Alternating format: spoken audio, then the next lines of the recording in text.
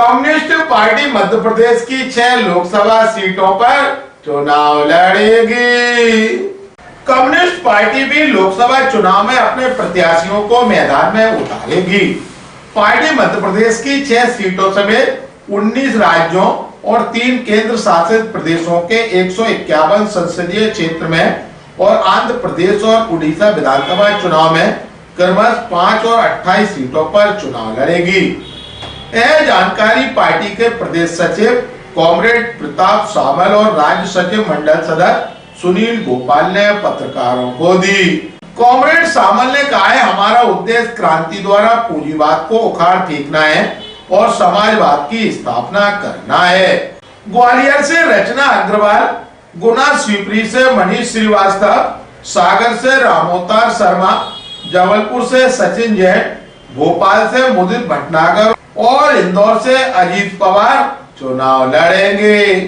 ग्वालियर अभी तक को जानकारी देते हुए कम्युनिस्ट पार्टी के प्रदेश सचिव कॉमरेड प्रताप सामल ने कहा, हम हमेशा साल भर हमारा आंदोलन जारी रहता है और चुनाव को भी हम एक आंदोलन के रूप में देखते हैं।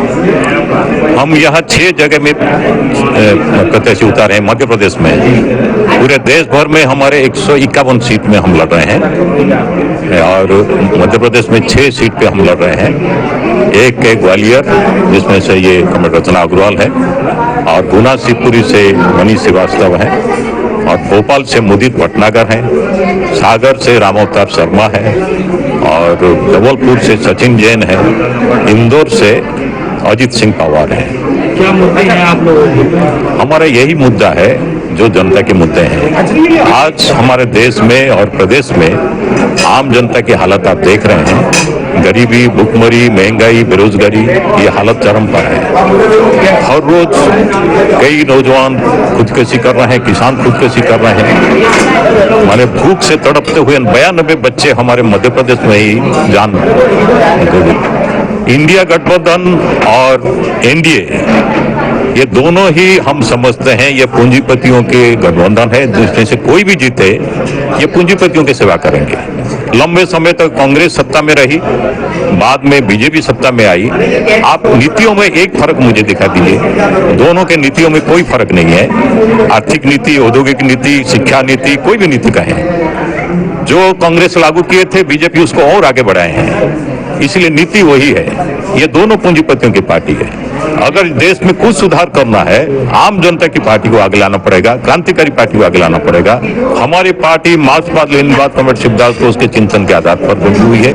नहीं, देखिए, हम क्या होंगे, जीतेंगे हारेंगे अलग बात है, लेकिन हम ये जानते हैं ये अगर जीते कांग्रेस या बीजेपी, ये और नुकसान है देश के लिए। इससे जितना भी जीत जाए, ये 400 पार कर रहे हैं, अगर 500 पार करें, जितना ज्यादा जीतेंगे इतना ज्यादा नुकसान है। समझ रहे हैं? ये इसीलिए हम अगर एक भी जीते, मैं आपको बोल रहा हूं 2009 में हमारा एक ही एमपी जीते थे। आप देखिएगा उस समय का रिकॉर्ड देखिए, आप तो पत्रकार हैं सभी। कोई भी जन विरोधी नीति आई, हमारे जो सांसद थे तरुण मंडल जी थे, डॉक्टर तरुण मंडल, ये उसको खड़ा हुए। अखबारों में आई है, जिस दिन ये पार्लियामेंट में सदस्यों का ये उनका जो सैलरी में बढ़ोतरी हुआ, एक ही विरोध हुआ था उसमें जब चर्चा हुई है। आप देखिएगा, एक विरोध था हमारे एमपी का। कोई भी जन विरोधी नीति आई उस दौरान, हमेशा तरुण मंडल उसके विरोध में बात रखे हैं। इसीलिए एक आवाज, कम से कम जनता की आवाज जाना चाहिए। हम सरकार बनाए न बनाए, अगर एक आवाज, जनता की आवाज वहां गई है, सिर्फ एक नहीं, हम जब भी पार्लियामेंट में जीते हैं, जब भी असेंबली में हमारा कोई जीता, वही आवाज जनता की आवाज बना है। इसलिए बाहर हम आंदोलन करते हैं और विधानसभा या संसद के अंदर भी जाके संघर्ष करते हैं जनता की आवाज को।